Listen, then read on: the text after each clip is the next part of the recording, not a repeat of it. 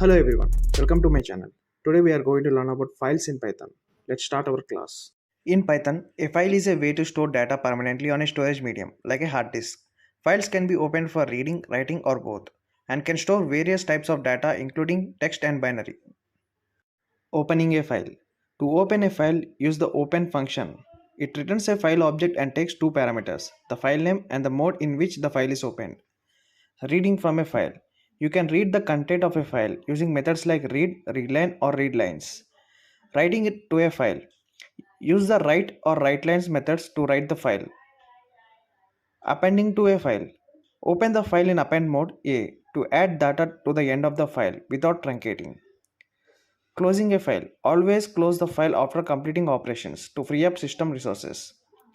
With statement. Using the with statement to open a file ensures that the file is properly closed after its suit finishes, even if an exemption is raised. We'll see a Python program.